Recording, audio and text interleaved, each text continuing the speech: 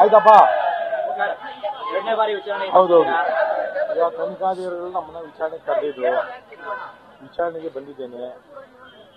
ಹಲವಾರು ಕ್ವಶನ್ಗಳನ್ನು ಕೇಳಿದ್ದಾರೆ, ಪ್ರಶ್ನೆಗಳನ್ನು ಕೇಳಿದ್ದಾರೆ. ಅದಕ್ಕೆ ಉತ್ತರವನ್ನು ಕೂಡ ಹೇಳಿದ್ದೀನಿ. ಮತ್ತೆ ಕೂಡ ನೋಟಿಸ್ ಅನ್ನು ಕೊಟ್ಟಿದ್ದಾರೆ. ಮತ್ತೆ ಕೂಡ ನೋಟಿಸ್ ಅನ್ನು ಕೊಟ್ಟಿದ್ದಾರೆ. ನಾವು ಯಾವ ಸಂದರ್ಭದಲ್ಲಿ ನಿಮಗೆ ಡೇಟ್ ಕೊಟ್ಟಿಲ್ಲ, ನೋಟಿಸ್ ಕೊಟ್ಟಿದ್ದಾರೆ. ಯಾವ ಸಂದರ್ಭದಲ್ಲಿ ನೀವು ತನಿಖೆಗೆ ಬರಬೇಕು ಅಂತ ಕೂಡ ಸಹಕಾರ ಮಾಡಬೇಕು ಅಂತ ಹೇಳಿದ್ರೆ ನಾನು ಸಹಕಾರ ಮಾಡ್ತೀನಿ ಅನ್ನೋ ಮಾತನ್ನು ಹೇಳಿದ್ದೀನಿ. ಸೊ ಇಷ್ಟು ಬಿಟ್ಟರೆ ಬೇರೆ ಏನು ಇಲ್ಲ. ಇದಕ್ಕೆ ನನಗೆ ಸಂಬಂಧ ಇಲ್ಲ ಅಂತ ಹೇಳಿ ಆಲ್ರೆಡಿ ನಾನು ಅವತ್ತೇ ಏನು ಆ ಘಟನೆ ಆದ ದಿವಸವೇ ನಾನು ಪ್ರತಿಕ್ರಿಯೆಯನ್ನು ಕೊಟ್ಟಿದ್ದೀನಿ. ಇದಕ್ಕೂ ನನಗೆ ಯಾವುದೇ ಸಂಬಂಧ ಇಲ್ಲ ಅಂತ ಹೇಳಿ. ಜಗದೀಶ್ಗೆ ಒಂದು ನಿಮ್ದು ನಂಟಿದೆ ಅಂತ ಹೇಳ್ತಾ ಇದ್ರು. ಈಗ ನಿನ್ನೆ ಅರೆಸ್ಟ್ ಮಾಡಿರುವ 4 ಜನಕ್ಕೂ ಕೂಡ ನಂಟಿದೆ ಅಂದ್ರೆ ಯಾರು ಹೇಳ್ತಾ ಇರೋದು?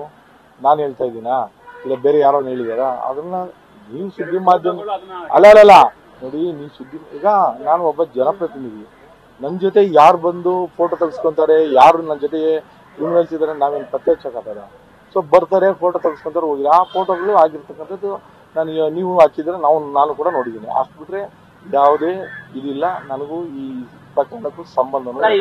ಜಗದೀಶ್ ಸೇರಿಸಿ 12 ಆರೋಪಿಗಳಿದ್ದಾರೆ, ಅರೆಸ್ಟ್ ಆಗಿರೋರು ಸೇರಿಸಿ ಯಾರಿಗೂ ಸಹ ನಿಮ್ಮ ಪರಿಚಯ ಇಲ್ವಾ? ಯಾರಿಗೂ ನನ್ನ ಪರಿಚಯ ಇಲ್ಲ.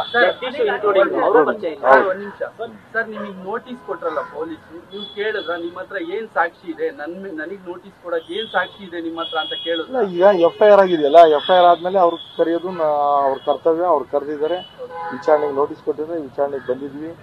ಅವ್ರು ಏನ್ ಪ್ರಶ್ನೆ ಕೇಳಿದ್ರೆ ಅವ್ರ ಉತ್ತರಕ್ಕೆ ಹೇಳಿದೀವಿ. ಮುಂದೆ ತನಿಖೆಗೆ ಬರಬೇಕು ಅಂತ ಹೇಳಿದ್ರೆ ಸಹಕಾರ ಕೊಡ್ತೀವಿ ಅಂತ ಹೇಳಿದ್ರೆ ಸಹಕಾರ.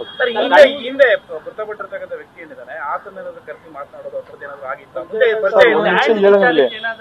ಯಾವ ಲ್ಯಾಂಡು ಇದು ಏನು ಇದ್ರ ಬಗ್ಗೆ ನನಗೆ ಮಾಹಿತಿ ಇಲ್ಲ. ನಾನು ಯಾವ ರೀತಿ ನಿಮ್ಮ ಹತ್ರ ಪ್ರತಿಕ್ರಿಯೆ ಕೊಡ್ಲಿ? ಆ ಶಿವಪ್ರಕಾಶ್ ಯಾರು? ಆತರ ಆಗಂಗಿದ್ದೀರಾ? ಅವ್ನಿಗೆ ಯಾರು ನಾವು ಈ ತರ ಹೇಳಿದಾರಲ್ಲ, ಅವತ್ತು ನಮ್ಮನೆ ಹತ್ರ ಬಂದು ಅವರು ನನ್ನನ್ನು ಕೇಳಿದಿದ್ರೆ, ಸರ್ ಈ ತರ ನನಗೆ ತೊಂದರೆ ಕೊಡ್ತಾ ಇದ್ದಾರೆ ನಿಮ್ ಕಡೆಯವರು ಅಂತ ಹೇಳಿದ್ರೆ ನಾನೇ ಕರೆದು ಅವ್ರಿಗೆ ಯಾರಪ್ಪ ಏನು ಅಂತ ವಿಚಾರಣೆ ಮಾಡಿದ್ದೀನಿ. ಅವ್ನಿಗೆ ಏನ್ ಸಹಕಾರ ಕೊಡ್ಬೇಕು ಮಾಡಿದ್ವಿ. ಅದು ಬಿಟ್ಟು ನಮ್ಮ ಮೇಲೆ ಸಲ್ಲದ ಕಂಪ್ಲೇಂಟ್ ಕೊಟ್ಟಿದ್ದಾರೆ. ಕಂಪ್ಲೇಂಟ್ ಕೊಟ್ಟಾಗ ಪೊಲೀಸರು ಕೂಡ ನಮ್ಗೆ ಕರೆದಿಲ್ಲ. ಅದೇ ಪೊಲೀಸ್ ಕೂಡ ಕೊಟ್ಟಿದ್ದಾರೆ, ಪೊಲೀಸ್ ಇಲಾಖೆ ಕೊಟ್ಟಿದ್ದಾರೆ. ಪೊಲೀಸ್ ಇಲಾಖೆ ಕೊಟ್ಟಾಗ ಪೊಲೀಸರು ನಮ್ಮನ್ನು ಕರೆದು ನೋಡ್ರಿ ಈ ತರ ನಿಮ್ಮ ಮೇಲೆ ಯಾರೋ ಪ್ರಕರಣ ಕೊಟ್ಟಿದ್ದಾರೆ, ಯಾರು ಇವರು, ಏನಿದಕ್ಕೆ, ಯಾಕೆ ಇದೀವಿ ಅಂತ ನಮ್ಮನ್ನು ಕೇಳಿದ್ರೆ ಅದಕ್ಕೂ ಕೂಡ ಉತ್ತರ ಹೇಳ್ತಾ ಇದೆ. ಅದು ಕೂಡ ನಮ್ಮನ್ನ ಯಾರು ಕೂಡ ಕರೆದಿಲ್ಲ. ಮಾನ್ಯ ಮುಖ್ಯಮಂತ್ರಿಗಳು ಕೊಟ್ಟಿದ್ದಾರೆ, ಮಾನ್ಯ ಡೆಪ್ಟಿ ಚೀಫ್ ಮಿನಿಸ್ಟರ್ ಕೊಟ್ಟಿದ್ದಾರೆ, ನಮ್ಮ ಸ್ಪೀಕರ್ ಅವರು ಕೊಟ್ಟಿದ್ದಾರೆ. ಸ್ಪೀಕರ್ ನಮ್ಮ ಶಾಸಕರ ರಕ್ಷಣೆ ಮಾಡೋಂಥದ್ದು ಅವ್ರ ಕರ್ತವ್ಯ. ಅದನ್ನು ಕೂಡ ಅವ್ರು ಮಾಡಿಲ್ಲ. DG ಅವರು ಕೊಟ್ಟಿದ್ದಾರೆ, ಆಯುಕ್ತರು ಕೊಟ್ಟಿದ್ದಾರೆ. ಯಾರಾದ್ರೂ ಒಬ್ರು ಕರೆದು ಏನಪ್ಪಾ ಇದು, ಈ ಪ್ರಕರಣದ ಬಗ್ಗೆ ಏನಿದು, ಇದು ಅವ್ರ ಮೇಲೆ ಕಂಪ್ಲೇಂಟ್ ಕೊಟ್ಟಿದ್ದಾರೆ, ಏನಿದು ಅಂತೇಳಿ ಏನೋ ದುರುದ್ದೇಶ ಇಟ್ಕೊಂಡು ಕೊಟ್ಟಿದ್ದಾರೋ ಏನ್ ಕೊಟ್ಟಿದಾರೋ ನನಗೆ ಗೊತ್ತಿಲ್ಲ.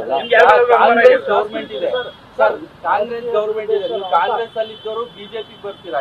ಒಂದ್ ನಿಮಿಷ ನಿನ್ನೆ ಕೂಡ ನನ್ನ ವಿರುದ್ಧ ಪ್ರತಿಭಟನೆಗಳು ಮಾಡಿದ್ದಾರೆ.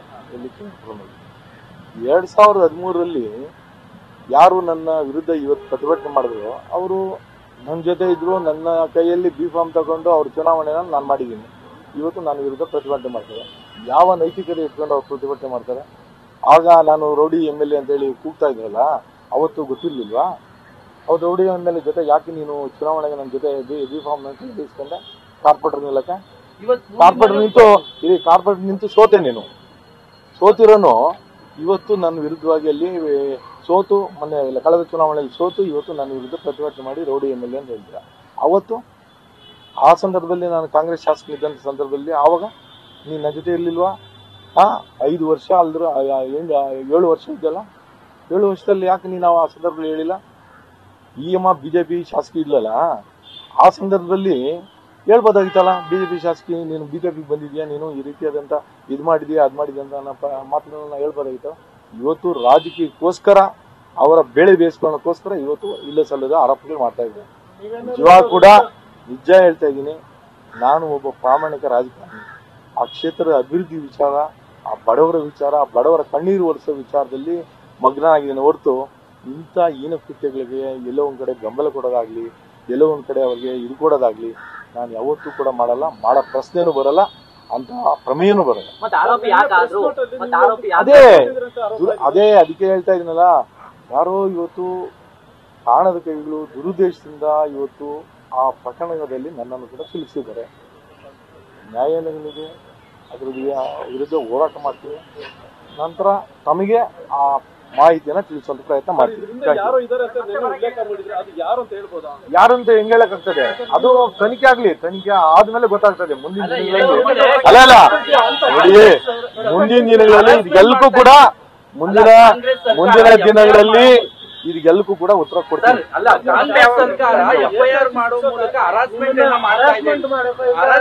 ಆಗ್ಲಿ ಅದು ನೋಡಿ ಸರ್, ಏನೇ ಮಾಡಿದ್ರು ಕೂಡ ಬೈತಿ ಬಸವರಾಜ್ಗೆ ಎದುರಿಸೋ ಶಕ್ತಿ ಇದೆ. ಶಕ್ತಿ ನಾನು ಕಳ್ಕೊಂಡಿಲ್ಲ. ಇಡೀ ಕ್ಷೇತ್ರದ ಜನ ನನ್ನ ಪರವಾಗಿದ್ದಾರೆ. ಇಡೀ ನಾಡು, ನಮ್ಮ ಕರ್ನಾಟಕ ರಾಜ್ಯದ ಜನ ನನ್ನ ಪರವಾಗಿದ್ದಾರೆ. ಹಂಗಾಗಿ ಅದಷ್ಟು ಎದುರಿಸೋ ಶಕ್ತಿ ಇದೆ. ಖಂಡಿತವಾಗಿ ಯಾವತ್ತಿಲ್ಲ, ಯಾವತ್ತಂತ ದಿನಾಂಕ ನಿಗದಿ ಮಾಡಿಲ್ಲ. ನೋಟಿಸ್ ಕೊಟ್ಟಿದ್ದಾರೆ. ಇವತ್ತು ಕರೆದಾಗ ಬರ್ಬೇಕು ಅಂತ ಫೋನ್ ಮುಖೇನ ಕರಿತೀವಿ ಅಂತ ಹೇಳಿದ್ರೆ, ಫೋನ್ ಮುಖೇನ ಯಾವತ್ತು ಕರೀತಾರೋ ಅವತ್ತು ಖಂಡಿತವಾಗಿ ಬರ್ತೀನಿ, ಸಹಕಾರ ಕೊಡ್ತೀನಿ. ಅದ್ರ ಬಗ್ಗೆ ಎರಡು ಮಾತು. ನ್ಯೂಸ್ ಫಸ್ಟ್, ನಿರ್ಭೀತಿಯಿಂದ ನಿಮ್ಮ ಪರವಾಗಿ.